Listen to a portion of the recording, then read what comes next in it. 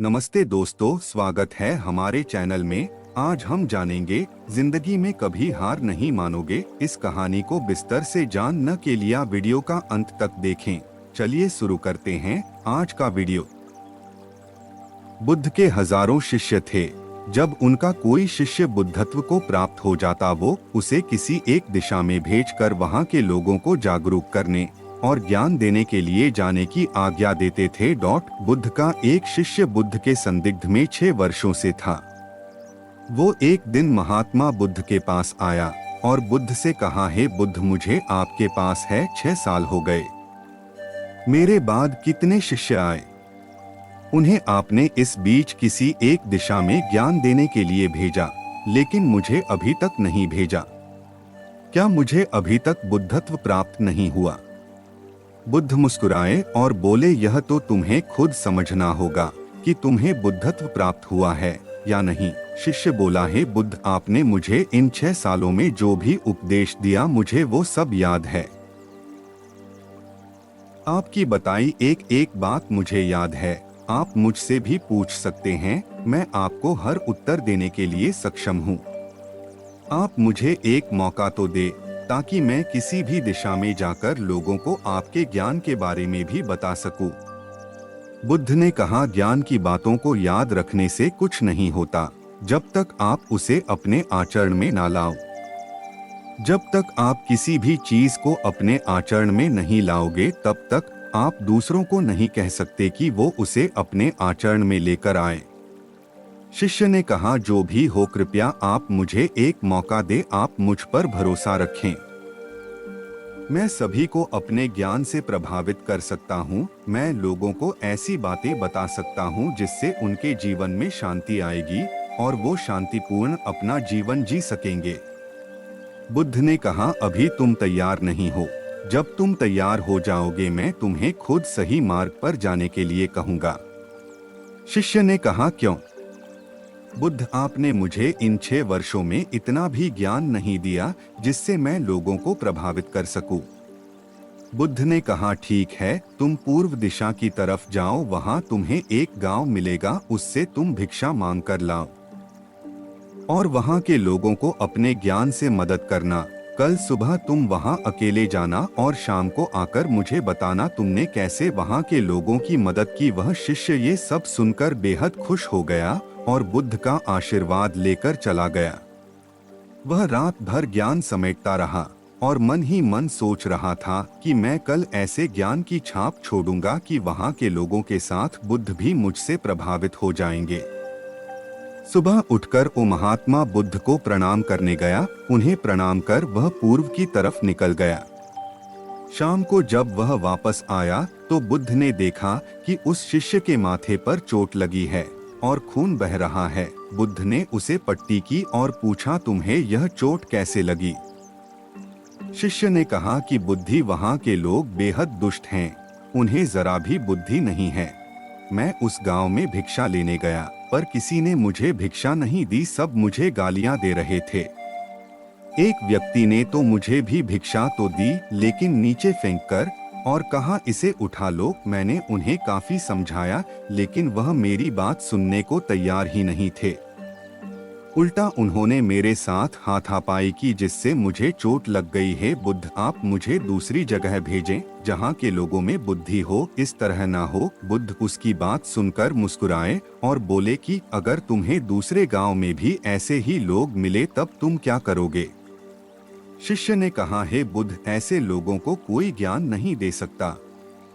वह लोग अज्ञानी हैं, उन्हें कौन समझाए? बुद्ध ने कहा, वह लोग अज्ञानी नहीं बल्कि ज्ञानी हैं। उनके पास बहुत बुद्धि है परंतु उनके पास खुद का ज्ञान है। अब अगर तुम किसी दूसरे के ज्ञान को चोट पहुंचाओगे तो वह कुछ तो कहेंगे ही। तुम्हें ऐसे लोग हर जगह मिलेंगे, तब तुम अपना ज्ञान उन्हें कैसे दोगे?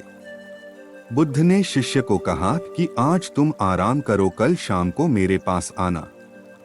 शिष्य बुद्ध को प्रणाम करके चला गया। अगली शाम जब वह वापस बुद्ध के पास आया तब वहां एक और बुद्ध का शिष्य मौजूद था। उनके हाथ में चोट लगी हुई थी। बुद्ध ने उस शिष्य के हाथ पर चोट देख उस पर पट्टी की और उस शिष्य से पूछा कि तुम्हें यह चोट कैसे लगी। शिष्य ने कहा, हे बुद्ध, आपने पूर्व के एक गांव में मुझे जाने के लिए कहा था, वहीं मुझे यह चोट लगी। बुद्ध ने कहा, वहां तुम्हारे साथ क्या क्या हुआ, तुम मुझे बताओ। शिष्य ने कहा, हे बुद्ध, वहां पर मैंने सबसे भिक्षा मांगी, लेकिन किसी ने मुझे भिक्षा नहीं दी। एक व्यक्ति जिसने भिक्षा दी थी, उसने भी वह मुझे जमीन पर फेंक कर दी और कहा, उसे उठा लो। मैंने चुपचाप उसे उठाकर अपने पात्र में रख लिया, उसे कल्याण का आशीर्वाद दिया।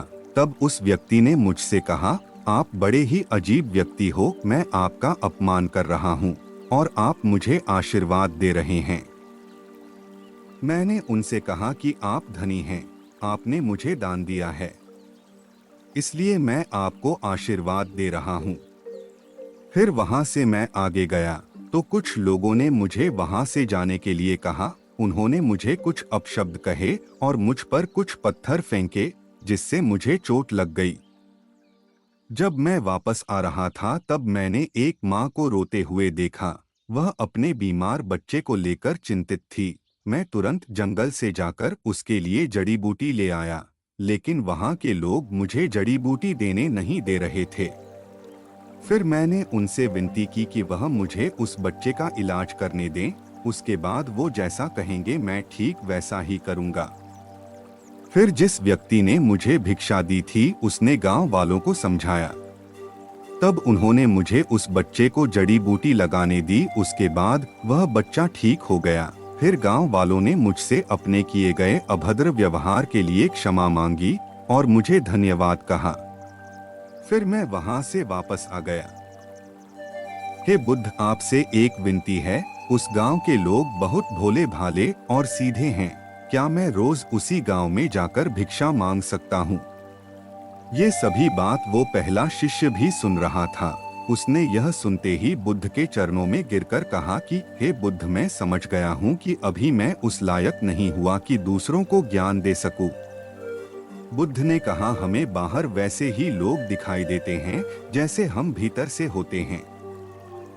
जब तक हम स्वयं को नहीं बदलते तब तक हम किसी को भी नहीं बदल सकते। खुद में परिवर्तन करना बेहद जरूरी है। कोई भी बात बताने से पहले उसे आचरण में लाना बेहद जरूरी है, क्योंकि आचरण में लाई हुई चीज को बताना समझाना बहुत आसान होता है और उसे लोग बेहद आसानी से अच्छे से समझ पाते हैं। दोस्तों, हम सभी को ऐसा लगता है कि हमने जो कुछ भी सीखा है वह हमको दूसरों को सिखाना चाहिए, लेकिन हम जाने अनजाने में दूसरों को सिखाने के चक्कर में हम कभी कभी गलत साबित हो जाते हैं। तो इसलिए दोस्तों, अगर आप किसी को भी कोई भी सुझाव देने के लिए जाते हैं, आप कोई भी चीज सिखाने के लिए जाते हैं, तो सबसे पहले आप उस कार्य को संपूर्ण रूप से और सही ढंग से अच्छे से सीख जाएं। और आपको जब यह पक्का प्रूफ मिल जाए कि अब मैं इस कार्य को संपूर्ण रूप से सीख चुका हूँ, अब मैं दूसरों को सिखा सकता हूँ, तभी आप दूसरों को सिखाने के लिए जाएं।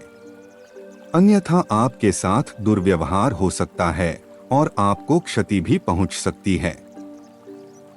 और भी प्रेरक कहानी सुनने के लिए चैनल को सब्सक्राइब करें और वीडियो को लाइक करें और सुझाव के लिए कमेंट दें।